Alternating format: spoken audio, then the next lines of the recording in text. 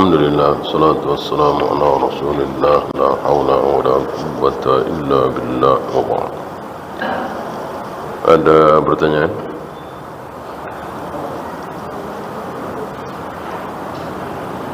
Apa benar dalil adanya betis Allah ada di surat Al-Qalam 42? Yauma yukshafu an sakin.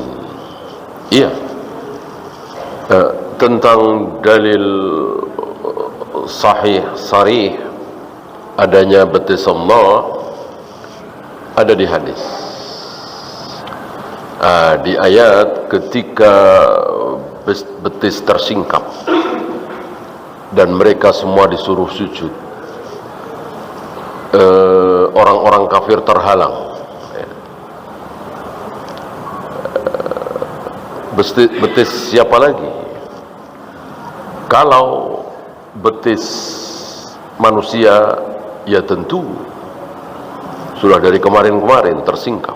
Bahkan bukan cuman betis, aurat, farji, betul-betul nampak. Tidak ada manusia yang mengenakan pakaian hari itu.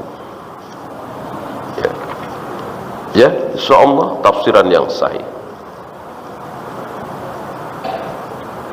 Apakah ada ayat membiarkan air wudhu jatuh dengan sendirinya lebih baik daripada dikeringkan dengan handuk? Saya kira tidak ada ayat seperti itu. Hadis mungkin tidak ada. Yang ada sabda Nabi alaihi salatu wassalam bahwa air wudhu itu jatuh ketika kita berwudhu, membasuh tangan, kaki, wajah dan seterusnya. Air itu pasti jatuh.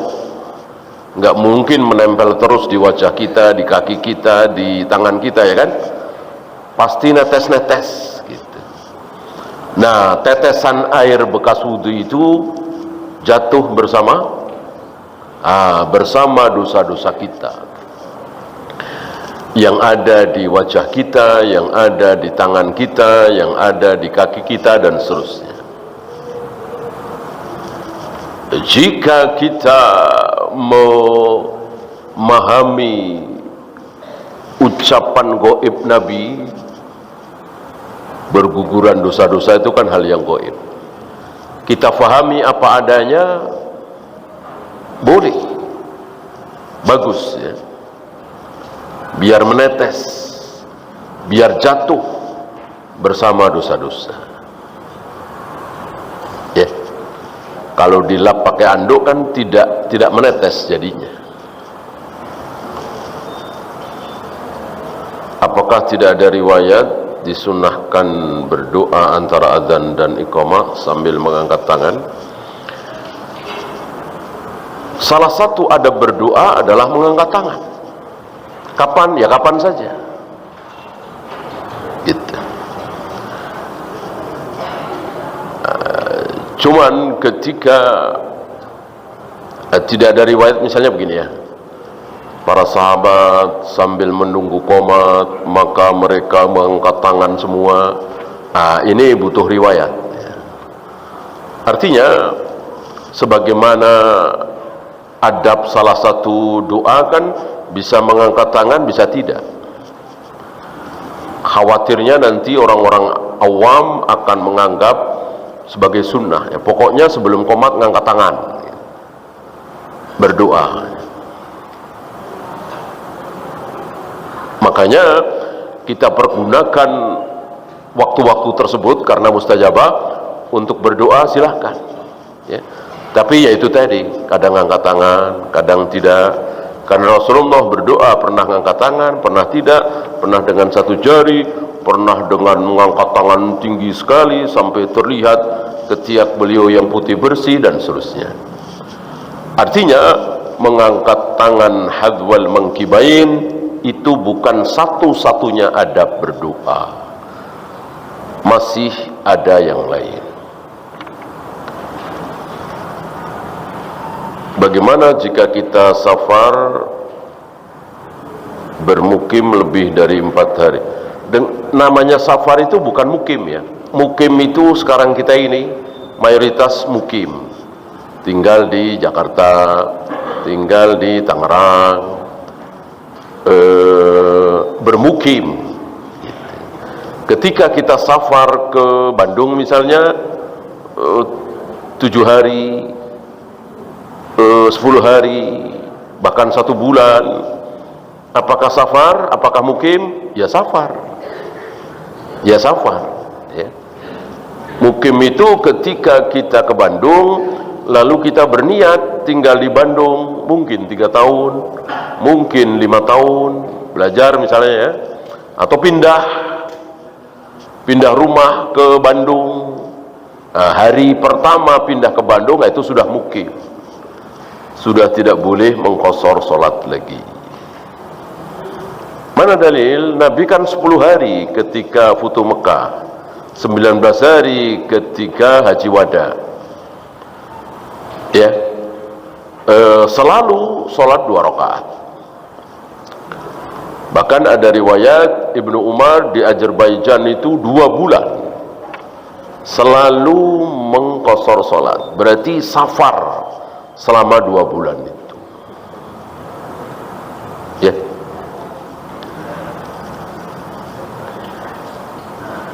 Haji tamattu diawali dengan umrah baru haji. Jadi kita melafazkan niat umrah. Lalu kapan mengucapkan niat haji? Tanggal 8. Tanggal 8 ya. Kita keluar dari penginapan masing-masing di Mekah. Kalau tanggal 8 itu berangkat dari Madinah, ya berarti ketika melewati miqat di Zulhulaifah, ya, mengucapkan labbaik Allahumma hajjan.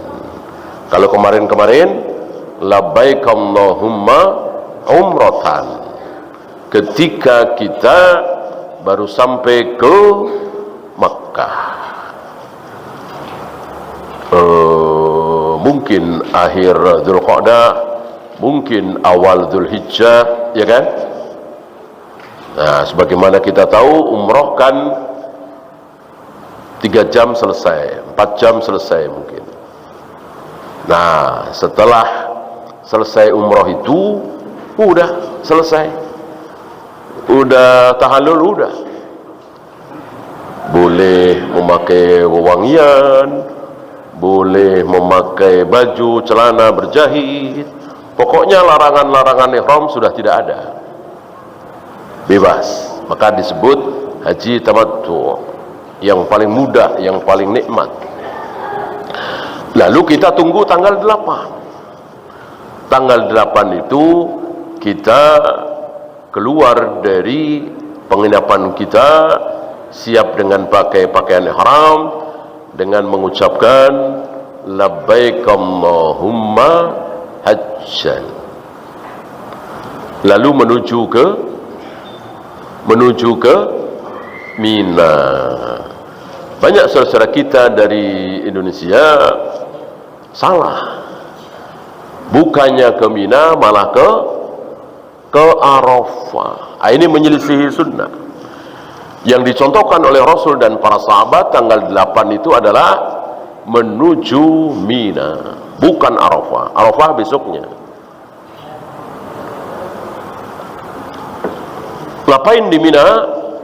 Salat duhur, salat asar, salat maghrib, salat isya, salat subuh. Yang 4 diqashar dan tidak dijamak. Artinya salat duhur di waktu duhur, salat asar di waktu asar, salat maghrib di waktu maghrib, dan seterusnya. Nah, cuman itu. Mungkin saudara-saudara kita pakai rokyu, yang ngapain? Orang cuman begitu kan, di Arafah juga bisa, juga salat duhur, asar, maghrib, isya, dan seterusnya. Jawaban kita adalah sabda Nabi, khudu anni manasikakum. Ambillah manasik haji kalian dariku, contohlah aku. Kalau salat beliau mengatakan sallu kama ra'aitumuni usalli. Kalau haji beliau mengatakan khudu anni manasikakum. Artinya dari takbir sampai salam dalam salat wajib kita mencontoh Nabi caranya. Begitu pula umrah dan haji. Dari awal sampai akhir tahallul harus mencontoh Nabi SAW.